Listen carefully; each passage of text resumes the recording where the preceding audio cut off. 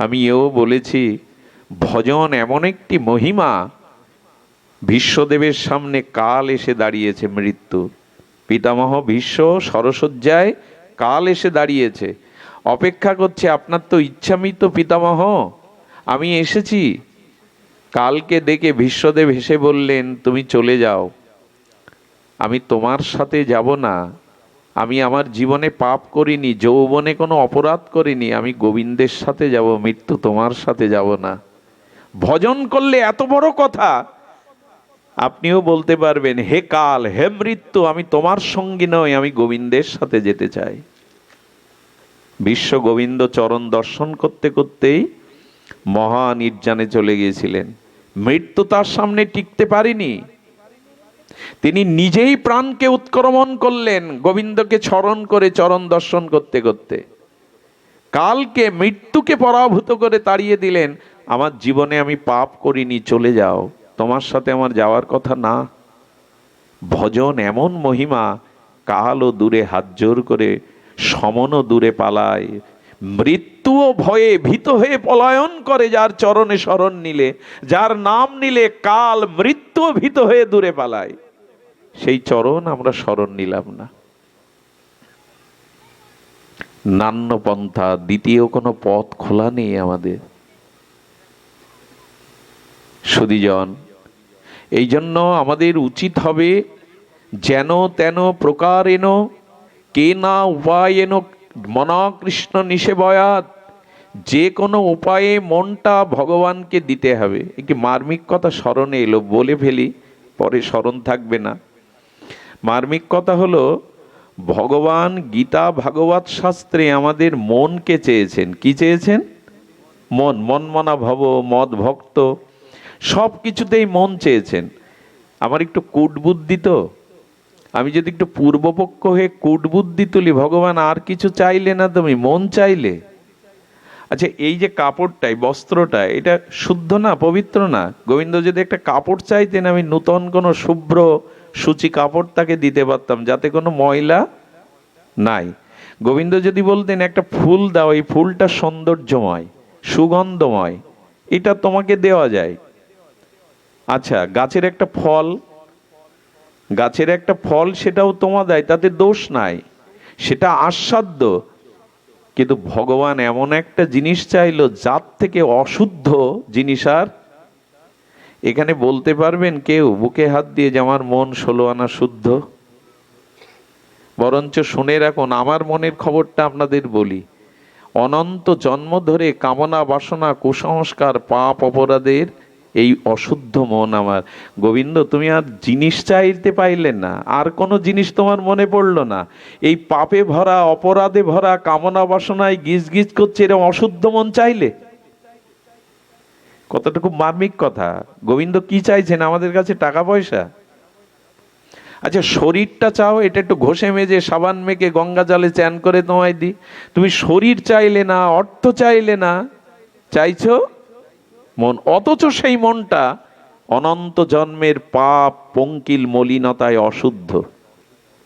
ভগবানের কথা খুব রহস্যময়। কেন হরি কথা শুনতে হয়? গোবিন্দ বললেন, আমি জানি তোমার মন বিষয়মুখী, আমি জানি তোমার মন, তোমার চিত্ত অনন্ত জন্মের কুসংস্কার পাপে অপরাধে ভরা, এই জন্য তোই চাইছি আমি তোমার। কারণ আমার চরণে যদি মনটা দিতে পারো, তবে আমি বলতে পারি ওই মন আর অশুদ্ধ থাকবে না, ওই মন চিরশুদ্ধ হয়ে যাবে। ওই মন তখনই শুদ্ধ হবে যদি আমাকে দিতে পারো। আচ্ছা, সোনা খাঁটি হয় কিসে দিলে? সুবর্ণ হেম সোনা খাঁটি হয় কিসে দিলে? বারবার আগুনে পোড়ালে। ভগবান বলছেন, ধাতু সোনা যদি খাঁটি হয় আগুনে পোড়ালে, আগুনের গুণ আছে। কয়লার কালত্ব যদি আগুনে কয়লা দিলে ঘুচে যায়, তেমন আমার চরণের একটা মহিমা আছে। ওই অশুদ্ধ মনটা একবার আমায় দাও, আমি শুদ্ধ করে পবিত্র করে দেব, ওই মনটা নির্মল করে দেব। অশুদ্ধ বস্তুটাই চাইছেন, পাপে ভরা কামনা বাসনায় ভরা মন চাইছেন। ভালো যদি তোমায় দেই, তা তোমার মহিমা কি আছে গো? তুমি অন্ধকারকে আলো করতে পারো বলে, পাপীকে পাপ মুক্ত করো করতে বলেই তো তোমার চরণে শরণ নেব। গোবিন্দ দেখুন ভগবত কথার কি রহস্য। মন চেয়েছেন ওই কারণে তোমার মনটা শুদ্ধ নয়, পবিত্র নয়, তুমি মনটা আমায় দাও, কারণ এখানে যা দেবে তা অমৃত হয়ে ফিরে আসবে। জগাই মাধাইয়ের থেকে পাপ আমরা কেউ করিনি। একবার ভেবে দেখুন তো, জগাই মাধাইয়ের পরের ঘরে আগুন দিয়েছে, পর স্ত্রীকে লুণ্ঠন করেছে, হ্যাঁ, অমেদ্য মদ ও মাংস নিয়ে পড়ে থাকতো, সাধুদের অত্যাচার, দিন দুঃখীদের প্রতি রুলার চালিয়েছে তারা, মদের গন্ধ বেরোচ্ছে। শুধু তাই না, নিত্যানন্দ প্রভুর মতো অবধূতকে তারা, করুণাদাতা প্রেমদাতা পতিতের বন্ধুকে তারা কলসি দিয়ে মাথা ফাটিয়ে রক্ত ঝরাচ্ছে। এত পাপ আমি আপনি তো করিনি। সেই মাধায়ের দিকে তাকিয়ে নিতাই বলছে, মাধায় রে, মার, আমাকে আরো মার, আমাকে রক্ত ঝরা, তবে একবার গৌর বল। এত প্রেম নিয়ে আমাদের জন্য আসছেন, এত অশুদ্ধ যে, এত স্খলিত চরিত্র যে, মেরেছিস মার, কিন্তু একবার গৌর বল। সেই নিতাইয়ের যুগে, মহাপ্রভুর যুগে যদি আমাদের আশ্রয় না নেই, আমরা যাব কোথায়? আমাদের আর জায়গা কোথায়? এই নিতাই চাঁদের মহিমা শুনুন। এই নিতাই হলো আমাদের বলদেব। বলদেব কুরুক্ষেত্রের যুদ্ধে, এই যুদ্ধ দেখবে না বলে, কোনো পক্ষ নেবে না বলে বলদেব চলে গিয়েছিলেন। গিয়ে দেখছেন লোমহর্ষণ ঋষি ভাগবত পাঠ করছে। লোমহর্ষণ ঋষি, যার পুত্র সুত, সেই লোমহর্ষণ ব্যাসপীঠে যখন পাঠ করছেন, তখন ভগবান বলদেব বলরাম এসে উপস্থিত। কিন্তু এই ব্যাসপীঠের একটা নিয়ম আছে, এই ব্যাসপীঠে যারা বসে ভাগবত বলেন, যদি গুরুদেবও আসে, ভগবানও আসে, তবে নিয়ম নাই ব্যাসপীঠ থেকে নেমে গিয়ে প্রণাম করা। তাকে অভিবাদন জানানো যায়, ভাগবতের মালাটা দেওয়া যায়, পাশে বসানো যায়, কিন্তু ব্যাসপীঠ থেকে উঠে যাওয়া, এটা এই আসনের সম্মান। তো উনি উঠে, বলদেবকে জানেন উনি ভগবান অভিন্ন, সংকর্ষণ মূল অংশী, কিন্তু নামলেন না। বলদেবের ক্রোধ হয়ে গেল। এত ক্রোধ হলো যে, আমি ভগবান, আমাকে দেখে ব্যাসপীঠ থেকে নামলি না। একটা তৃণ ঘাস তুলে ছুড়ে দিলেন, মাথাটা কেটে পড়ে গেল ওই ব্যাসপীঠ থেকে লোমাসনে। এত ক্রোধ, এত ক্রোধ। সেই বলদেব নিতাই হয়ে এলেন। শচীসুত হইল যেই, বলরাম হইল নিতাই। সেই নিতাই এবার ঘাস দিয়ে ভাগবতের মস্তক ছেদন করলেন না, ওই ঘাসটা, ওই তৃণটা দন্তে ধরেছেন।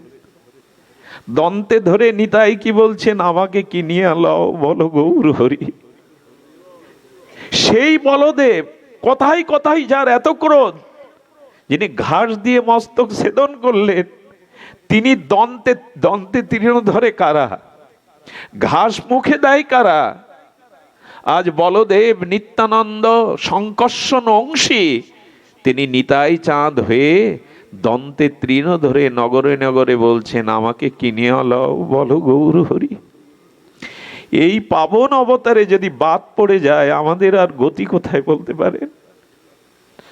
এই নিতাই চৈতন্যের এত করুণা ধারায় যদি ভিজতে না পারি, এই আশ্রয় না নিতে পারি, আমাদের আর গতি কোথায়?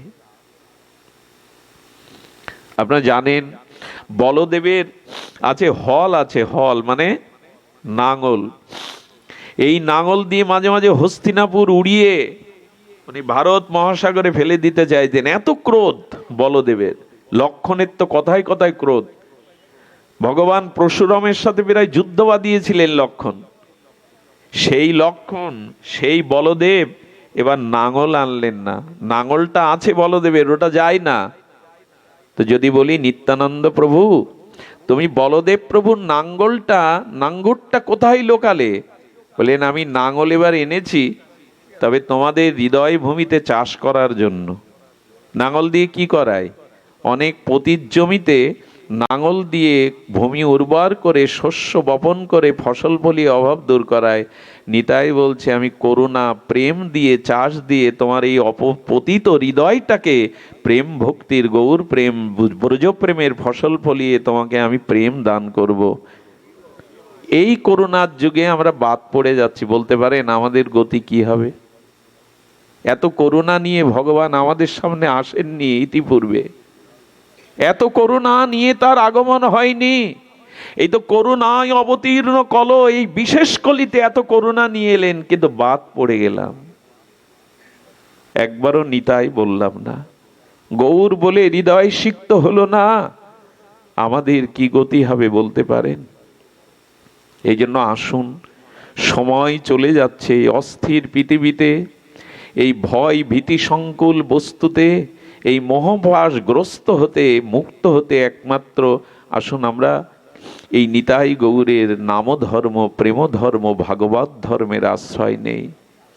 এছাড়া আমাদের কল্যাণের দ্বিতীয় কোনো পথ খোলা নাই। নিতাই না বলিল মুখে, মজিল সংসার সুখে, বিদ্যাকুলে কি করিবে তাই? কি হবে বিদ্যা কুল ধন যদি নিতাই না বলল, গৌর না ভজল?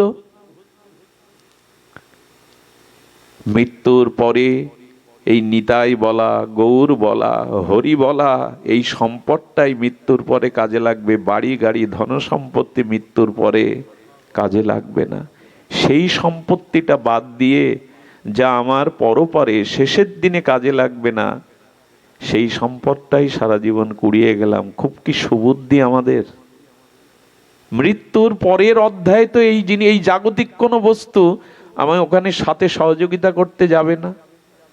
যা সেদিন যাবে সেটাই তো সঞ্চয় করলাম না। ভালো লাগে আপনাদের, কত দূর দূরান্ত থেকে ছুটে আসেন এই সাধুগুরুর কৃপা করুণা, এই হরিকথাতে হৃদয়টাকে একটু সিক্ত করার জন্য, এই প্রেম ভক্তি পাওয়ার জন্য, প্রাপ্তির জন্য যে চেষ্টাটা করে যাচ্ছেন, এটা করুন।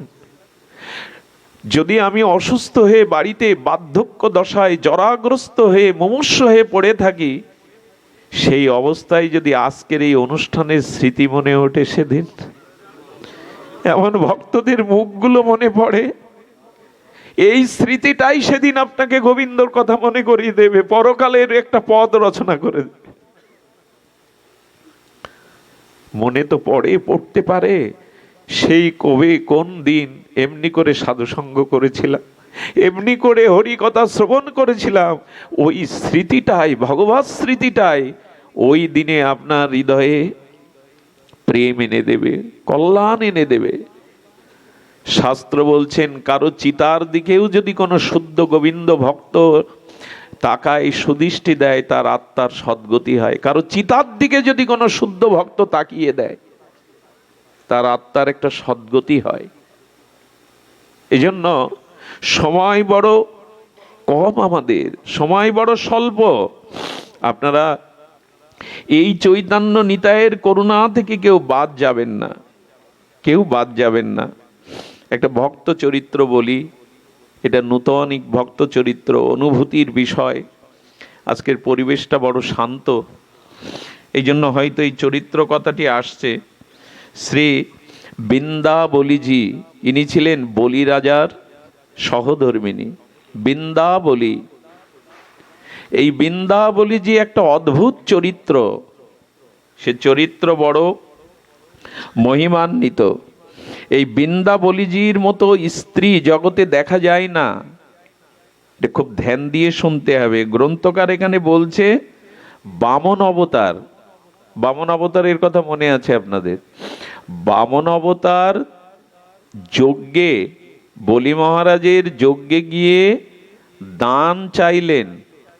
সেই দানে 3 পদ জায়গা চাইলেন। 2 পদ দ্বারা সমস্ত অনন্ত বিশ্ব ব্রহ্মাণ্ডকে গ্রহণ করলেন। আরেকটি পা নাভিকমল থেকে প্রকাশ করে তার মাথাকে আর চরণে আত্মসাৎ করে নিলেন।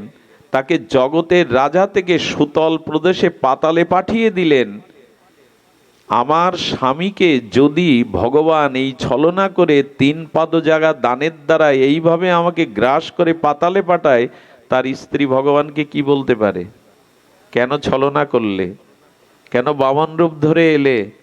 কেন দান গ্রহণের ছলে তার সর্বস্ব কেড়ে নিলে? কেন তাকে পাতালে সুতলে পাঠিয়ে দিলে, এই ছিল আমাদের বিচার। কিন্তু বৃন্দাবলী কি বিচার করছে, কেন ভগবত ভক্তির প্রয়োজন কেন জানেন? ভগবত ভক্তি যদি একবার আপনার মধ্যে আসে, তাহলে ভগবানের প্রত্যেকটি কাজের মধ্যে আপনি কৃপা, করুণা, লীলার মধ্যে অনুভব করতে শিখবেন।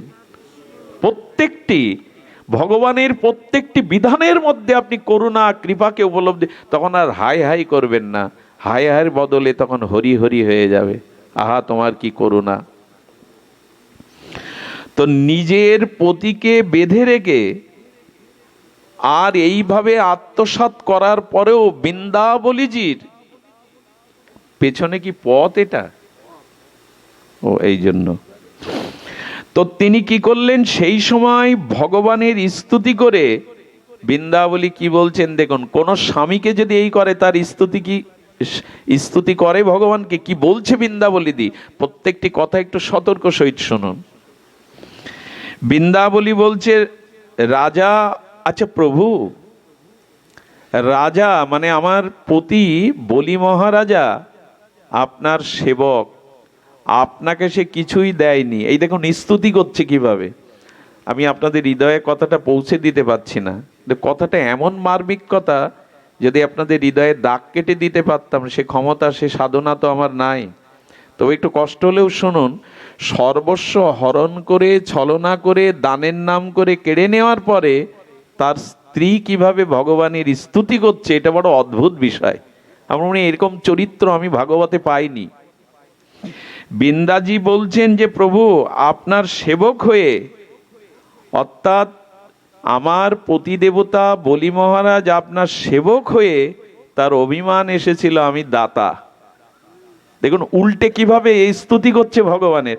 আমরা হলে কি বলতাম, তুমি ভগবান রূপে এসে ছলনা করে সব কেড়ে নিল। উল্টে বলছেন, আমার স্বামী তোমার সেবক, তোমার দাস, আর তোমার দাস হয়ে এসে প্রভুর অভিমানে তোমাকে দান দিল, এটা তার অন্যায়। ভাবনাটা একবার ভেবেছেন? আচ্ছা, আমরা গোবিন্দের দাস না প্রভু? আমরা সকলেই ভগবানের দাস। তো রাজা, আমার পতিদেবতা বলি রাজা হলেও তো আপনার দাস, কিন্তু তার অভিমান এসেছিল সে রাজা, সে দাতা। আচ্ছা, কি দিল আপনাকে ভগবান? এই অনন্ত বিশ্ব ব্রহ্মাণ্ডের অনুপরমাণু সবই তো তোমার। সে তোমাকে কি দিল? তোমারই বস্তু তোমাকে দিল, তাতে তার এত অভিমান কেন দানের? এরকম করে ভাবা যায়? একবার আমি কথাটা পড়ার পরে না মাথা ঘুরছিল। বান মারলে যেমন শিকারি বান মারলে যেমন সে ঘুরতে ঘুরতে পড়ে যায়, এই কথাগুলো, কিছু কথা এমন, সিদ্ধান্ত এমন আছে মাথার মধ্যে আসলে মাথা ঘুরতে থাকে, ওর থেকে বাইরে যেতে পারবেন না। বলছেন সে তো কিছু দান করেনি, কারণ অনন্ত বিশ্ব ব্রহ্মাণ্ডে সব আপনার। আপনার বস্তু আপনাকে দেখো দান বলে?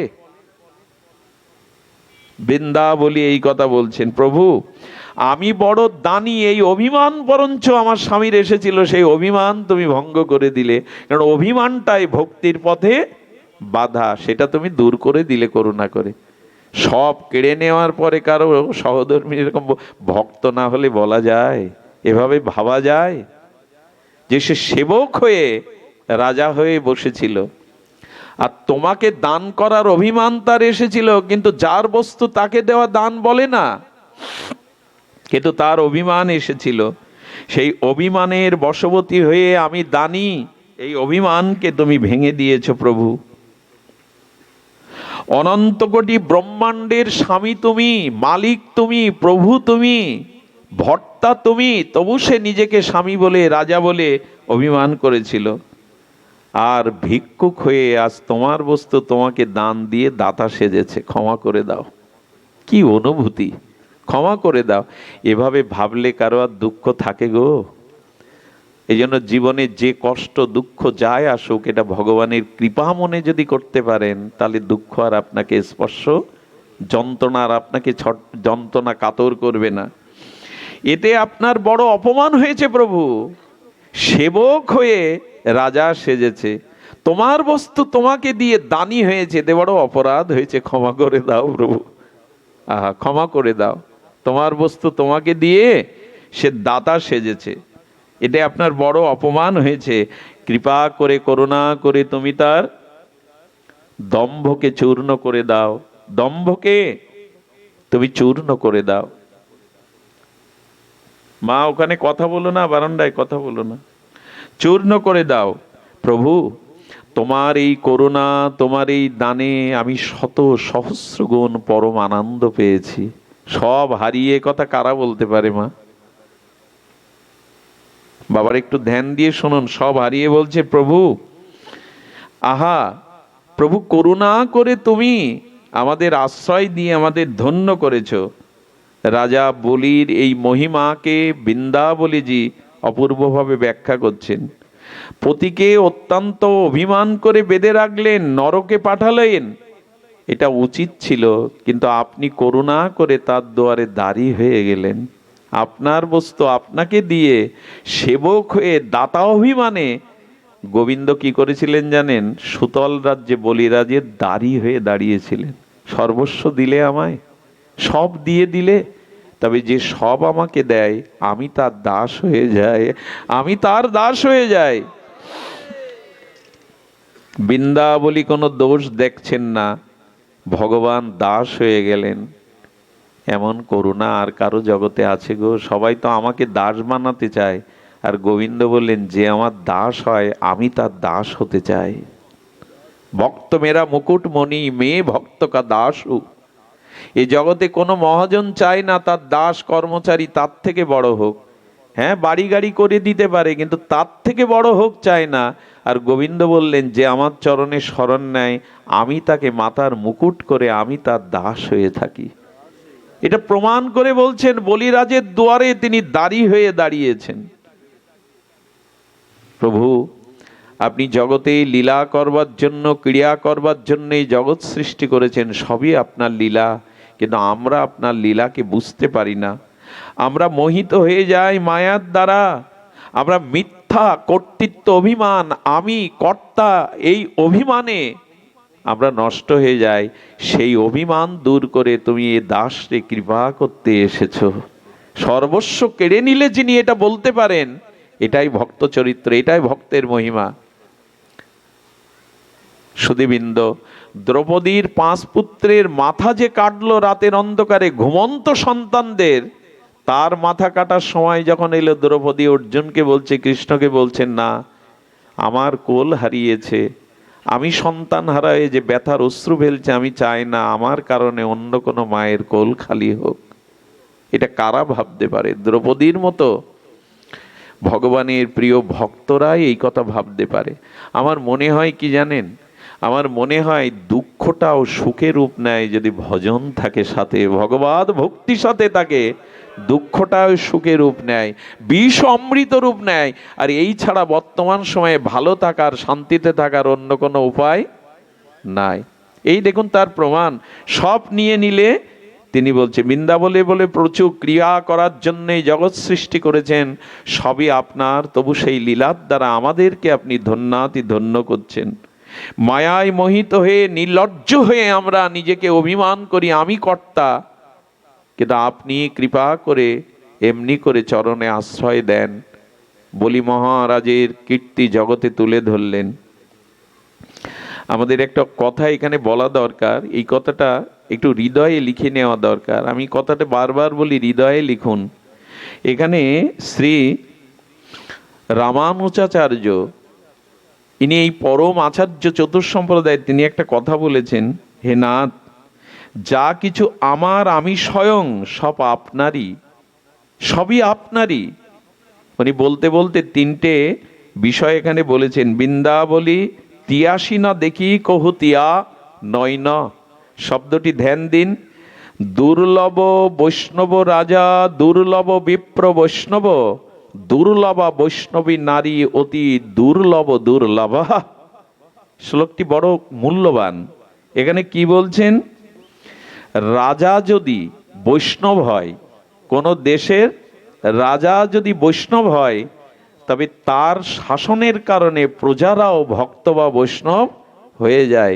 তবে রাজা শুদ্ধ ভক্ত রাজায় জগতে বড় বিরল। যদি হয় তাহলে জানতে হবে সেটা দুর্লভেরও দুর্লভ, সেটা দুর্লভেরও দুর্লভ। অম্বরীশের মতো রাজা যদি হয় তাহলে প্রজাদেরকেও তিনি ভক্তিময়। ইনি কোনো রাজ্যের রাজা যদি ভক্ত হয়, বৈষ্ণব হয়, তবে সেই দেশের প্রজারাও দলে দলে ভক্ত হয়ে যায়। তাই বললেন দুর্লভ বৈষ্ণব রাজা, দুর্লভ বিপ্র বৈষ্ণব। একটা কথা বলি, ব্রাহ্মণ যদি কখনো বৈষ্ণব হয়, জানবেন তার থেকে শ্রেষ্ঠ আর এই জগতে নাই।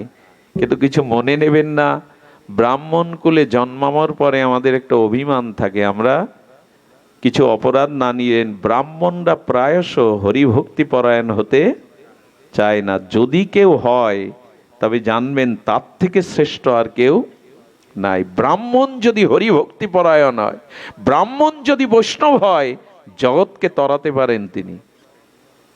কিন্তু যদি অভিমান নিয়ে বসে থাকে, আমি জাতির শ্রেষ্ঠ, আমি পণ্ডিত, আমি অমুক, আশ্চর্য হতে হয়। কিছু মনে করবেন না, যজমানের বাড়িতে এক গ্লাস জল খায় না পাত্রে, অথচ চার দোকানে সে চা খায়। এদের দিয়ে সমাজে কি হবে বলতে পারেন? যজমানের বাড়িতে একটা নতুন গ্লাসে আমি এই পরের বাড়িতে কিছু, অথচ চার দোকানে তাকে চা খেতে দেখবেন। এটা কি ব্যাখ্যা করবেন?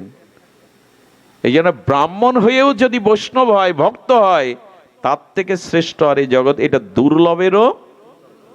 এই জন্য সহসা পাওয়া যায় না। যদি পাওয়া যায় তবে তাকে শ্রেষ্ঠত্ব দিবেন, তাকে মান্যতা দিবেন।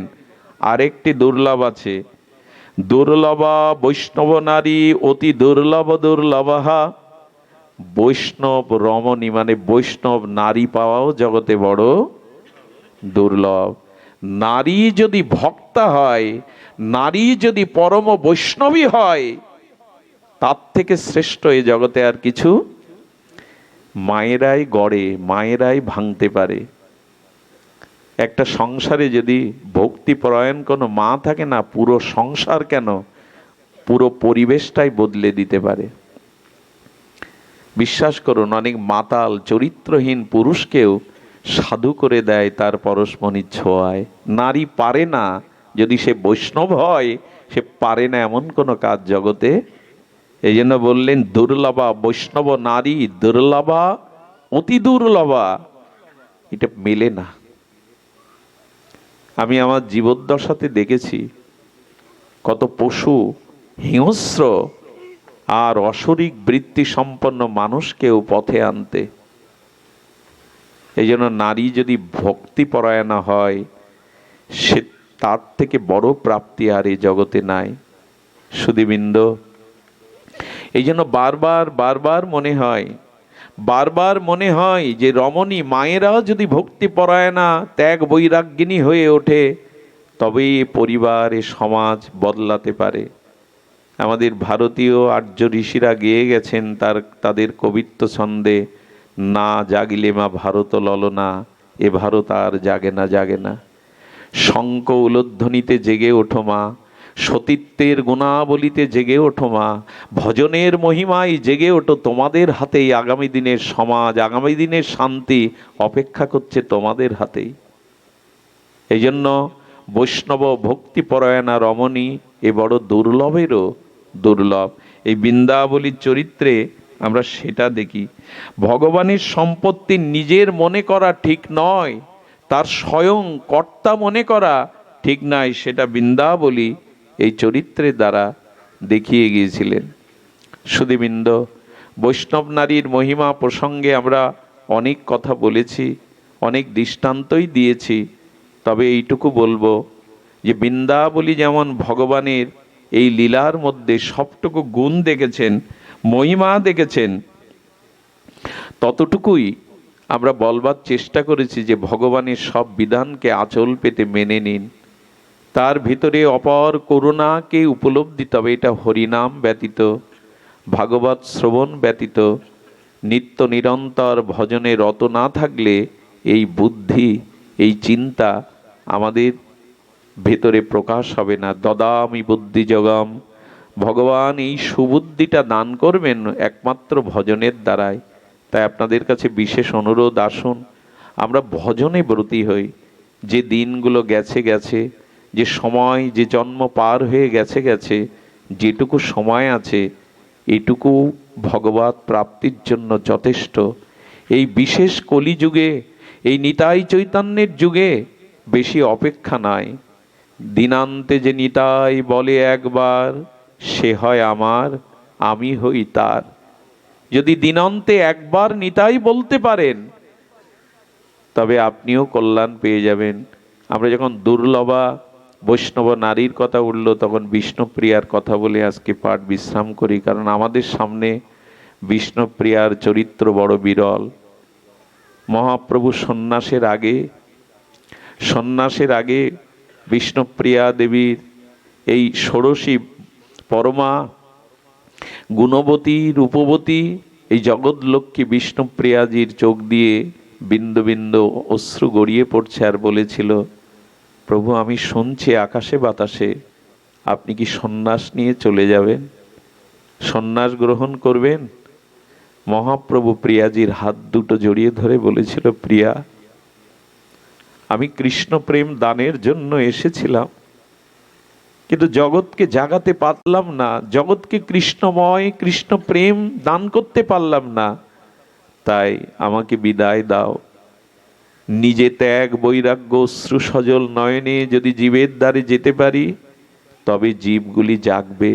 মহাপ্রভু সন্ন্যাস নেওয়ার প্রয়োজন ছিল না, তিনি নবদ্বীপের সংকীর্তন পিতা হয়ে জগৎকে প্রেমে ভাসাতে পারতেন, কিন্তু ত্যাগ বৈরাগ্য ছাড়া এই যুগে মুখের কথা কেউ গ্রহণ করবে না। এই জন্য মহাপ্রভু নিজে সন্ন্যাস গ্রহণ করে এই ত্যাগ বৈরাগ্যকে জগতে দেখালেন।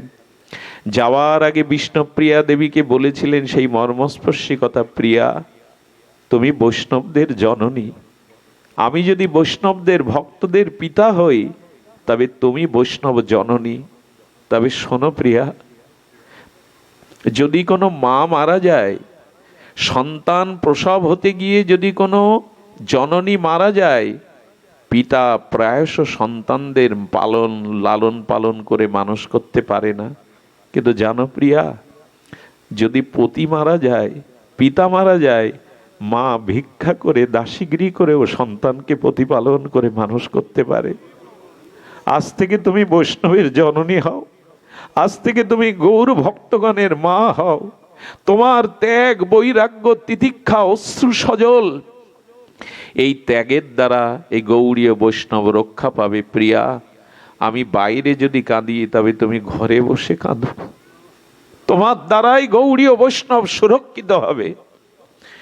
একটি বিষ্ণুপ্রিয়ার ভূমিকাটা সবসময় আমাদের আচার্যরা সামনে আনিনি। যেদিন মহাপ্রভু বিদায় নেবে, সেদিন সমস্ত নবদ্বীপবাসী কাঁদছে, শেষবারের মতো তাদের গৌরচন্দ্রের বদনখানি দেখবার জন্য লক্ষ লক্ষ মানুষ নবদ্বীপের সুরধনী গঙ্গার তীরে দাঁড়িয়ে একা কেবল ঘরের কোণে কাঁদছে, সে হলো বিষ্ণুপ্রিয়া। কারণ প্রভুর আদেশ নেই তার সামনে যাওয়ার। কত বড় ত্যাগ হলে পড়ে আছে ঘরের কোণে। কে যেন কানে কানে বলল, প্রিয়া সন্ন্যাস নেওয়ার পরে একবার মাতৃভূমিতে আসা যায়, তোর প্রাণনাথ আর কখনো নবদ্বীপে আসবে না। দেখুন, কৃষ্ণচন্দ্র রাধারানীকে ব্রজগোপিকাদের বলেছিল, আমি আবার আসব। রাধারানীর বুকে একটা আশার প্রদীপ জ্বলেছিল, কৃষ্ণ আবার আসবে। কিন্তু বিষ্ণুপ্রিয়া দেবী জানে, এই প্রভু চলে গেলে আর নবদ্বীপে প্রভু আসবে না। আচ্ছা, সে সময় প্রিয়াজির মনে কি হচ্ছিল বলুন তো? সনাতন মিশ্রের কন্যা, এমন রূপ এমন মহিমা নিয়ে এসেছে, সংসারের সুখের মুখ কোনোদিন দেখতে পায়নি। প্রভু তো একটা বছর শিবাসাঙ্গনে রাজ্যকে কীর্তন করতে ঘরেও থাকতো না, প্রভু চরণ সেবার সুযোগও পায়নি। সেই প্রিয়াজির আজ কি দশা! ও বলো, তোর গৌর আর আসবে না, বিষ্ণুপ্রিয়া দেবীর মুখ দেখবে না প্রভু। তো কি মুখ দেখবে না? আসলে এটা তো বিপ্রলম্ব রস, বিরহ রস। উনি রাস্তায়, যে পথ দিয়ে আমার গৌর হরির সচরণ যাবে, সেই রাস্তায় লুটিয়ে পড়লেন, মুখখানা মাটিতে গুজে। দোলাই ধূসরিত বিরোহিণী প্রিয়াজি কাঁদছেন। মহাপ্রভু আস্তে আস্তে দেখলো কে যেন ধুলার মধ্যে পড়ে আছে। প্রভু দাঁড়িয়ে বললেন, কে তুমি? কে তুমি এমন করে ধুলায় পড়ে আছো? প্রভু,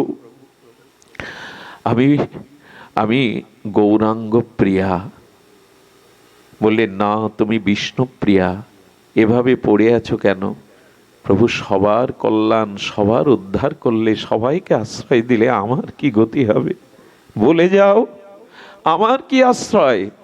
প্রভুর পাদুকা, চরণ পাদুকাটা খুলে বললেন, যাও এটি নিয়ে ঘরে যাও, ঘরে বসে ত্যাগ বৈরাগ্যের দ্বারা ভজন করো।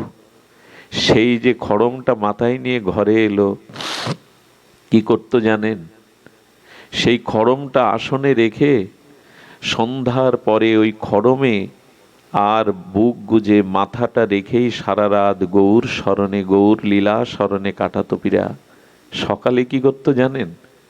যতদিন সচিমা বেঁচে ছিল ততদিন সচিমার আঁচল তলে কাউকে মুখ দেখাতো না।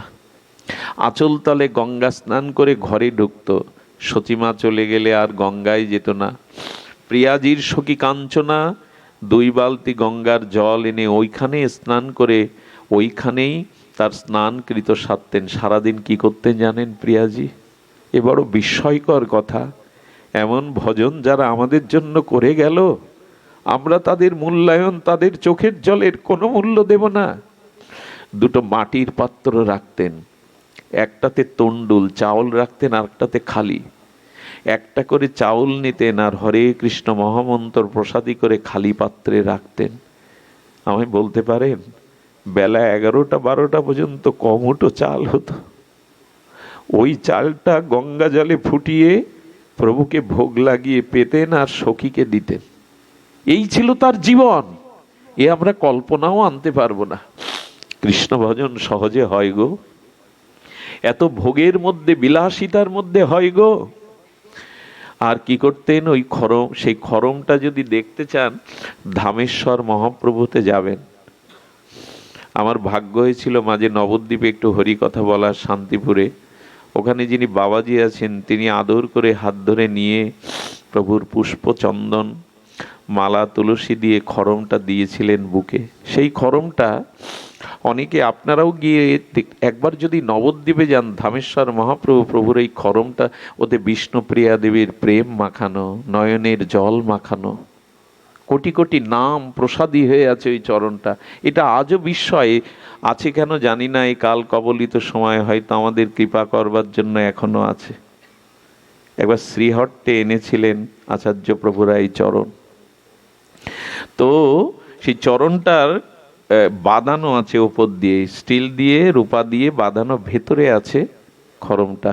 প্রিয়াজির এইভাবেই দিন চলতে লাগলো, নিত্য নিরন্তর এই নামময় বিপ্রলম্ব রসে ভাসতে ভাসতে কি গড়ল জানেন? বিরহ যখন আর চরমে, প্রিয়াজি আর দেহ রক্ষা করতে পারছেন না, মহাপ্রভু আদেশ দিলেন যে নিম্ন বৃক্ষের তলে প্রভুর আবির্ভাব হয়েছিল, বলল এই নিম গাছটা কেটে প্রভুর একটা বিগ্রহ তৈরি করতে।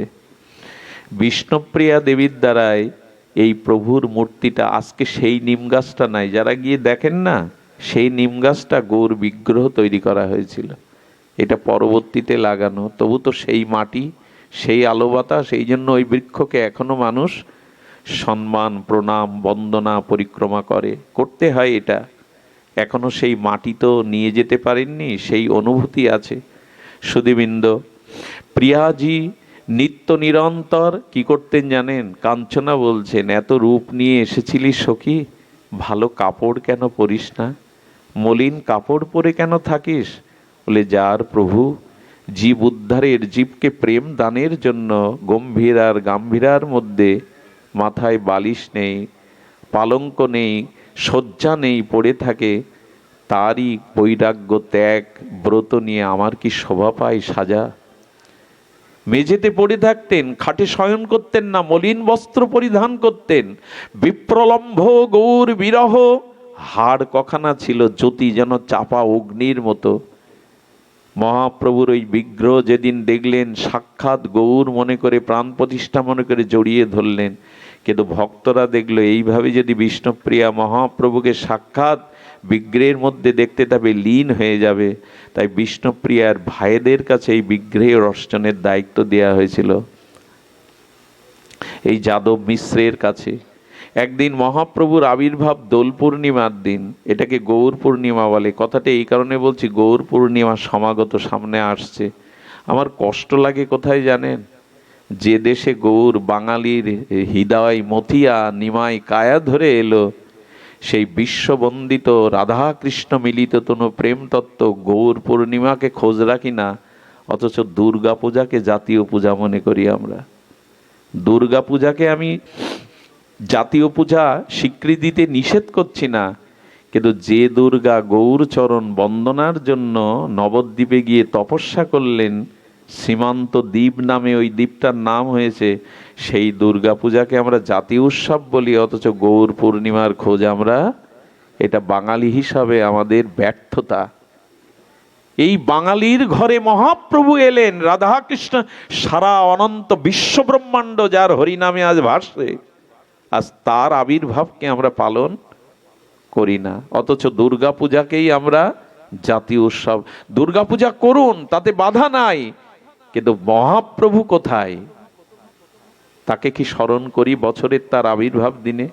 আসছে গৌর পূর্ণিমা, একটু উপবাস থাকবেন, সন্ধ্যায় অভিষেক করে একটু সংকীর্তন নাম গৌর লীলা চরিতা বলি আস্বাদন করবেন, এটুকু হাত জোড় করে অনুরোধ করে গেলাম। কারণ মহাপ্রভু না এলে আমাদের সামনে অন্ধকার ছাড়া কিছুই থাকতো না। কোথায় এই ভাগবত, কোথায় এই হরিনাম, এটা কোথাও পেতাম না। করুণায় অবতীর্ণ হয়ে তিনি দিয়ে গেলেন। সেই বিষ্ণুপ্রিয়া দেবী গৌর আবির্ভাবের দিনে তার বিরহের তরঙ্গ উঠল। নিত্যানন্দ শক্তি মা জাহ্নবা আর অদ্বৈত শক্তি আমাদের সীতা ঠাকুরের দুইজন দেখতে গেলেন। দেখলেন কখনো হাড় আছে, বাছা কাঁদতে কাঁদতে বিরহে এ কি করেছিস দশা। জাহ্নবা মা সীতাকে দেখে জড়িয়ে ধরলেন, মা আর পাচ্ছি না, প্রভুর বিরহে আর আমি সহ্য করতে পারছি না, মা আমাকে কোল দাও, আমাকে আশ্রয় দাও। এই জাহ্নবা আর বসুদা আমাদের সীতা ঠাকুরানী, তারা বিষ্ণুপ্রিয়াকে ঘুমটা দিয়ে আনলেন মহাপ্রভুর বিগ্রহের পাশে। চারিদিকে ভক্তগণ হরিনাম সংকীর্তনের তরঙ্গে আকাশ বাতাস মুখরিত করেছে। আর মহাপ্রভুর সেই বিগ্রহ দেখে বিষ্ণুপ্রিয়া দ্বার খুলে ভেতরে প্রবেশ করলেন।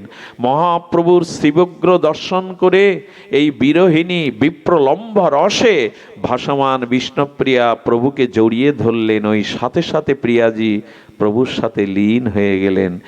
এই বিগ্রহটাই হলো ধামেশ্বর মহাপ্রভু। এই বিগ্রহ এখনো নবদ্বীপে ধামেশ্বর মহাপ্রভুর বিরাজমান।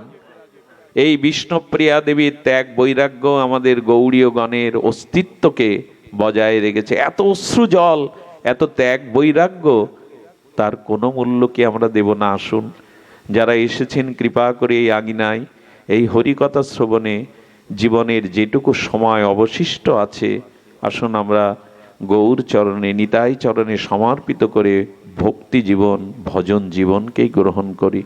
আজ এইটুকুই। আপনাদের মঙ্গল হোক, সকলের কল্যাণ হোক, গৌর চরণে আমাদের রতিমতি হোক, এই প্রার্থনা করে আজকের হরিকথা বিশ্রাম। মহাপ্রভুর কৃপা হলে আবারও আপনাদের এই আনন্দময় সান্নিধ্যে হরিকথা বলার প্রয়াস রইল। জয় শ্রী গুরু প্রেমানন্দে গৌর হরি বল। জয় শ্রী রাধে, জয় শ্রী রাধে।